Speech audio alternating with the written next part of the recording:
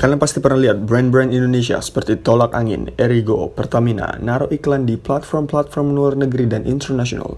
Terus kalian mikir, ngapain sih brand-brand itu naruh iklan di situ? Emang mau narik target pasar luar negeri? Pernyataan itu nggak salah, tapi ada yang lebih tepat dan ini jawabannya. Pada tahun 2021, Erigo mendeklarasikan dirinya bakal tampil di New York Fashion Week dan naruh iklannya di New York Times Square. Bentar lagi kita bakal ada show di New York Fashion Week di Spring Studio. New York Fashion Week.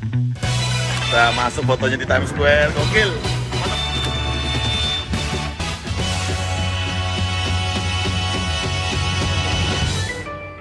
Nggak cuma itu, Tolak Angin dan MS Glowman memanfaatkan peluang dengan masuk beriklan di salah satu kontestan di MotoGP yaitu Ducati Gresini Racing.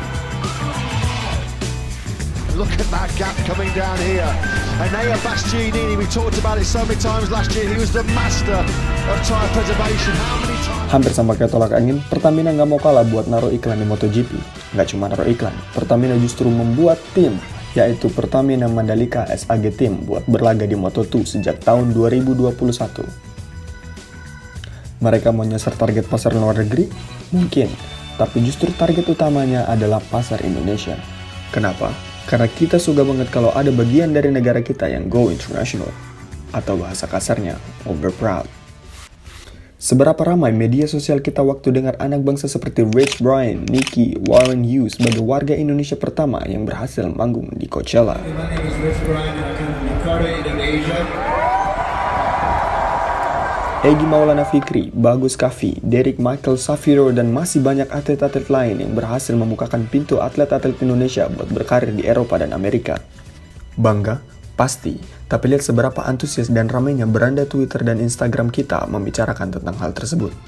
Di situ tempat makanan brand-brand tadi. Anyways, setelah cerita tadi, hari ini kita bakal bahas tentang global marketing.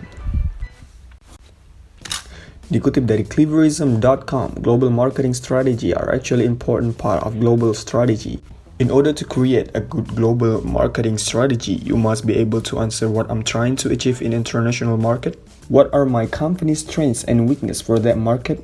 How can I counter challenge in that market? And what potential will I have in that market? Maksudnya adalah, dari mempersiapkan strategi-strategi tadi, perusahaan akan lebih matang dan lebih siap dalam menghadapi semua resiko-resiko yang akan datang, dari yang paling buruk sampai mendapatkan profit.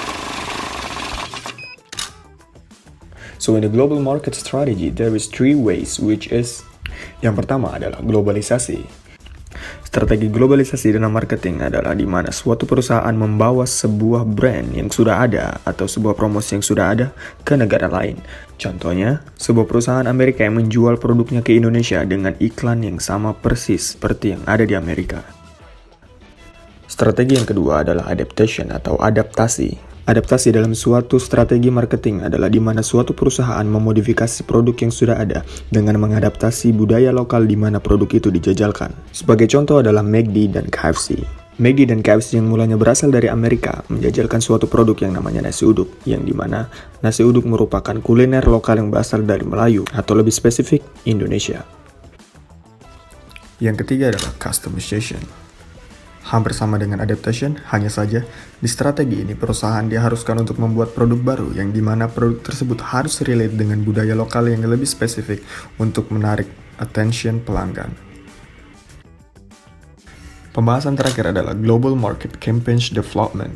Saya tidak akan membahas lebih spesifik tentang ini karena akan menjadi topik yang sangat menarik untuk dibahas nanti di kelas. Saya akan menyebutkan poin-poinnya. Yang pertama adalah you have to know your market. Yang kedua, creating market plan. Yang ketiga, tailor feature approach.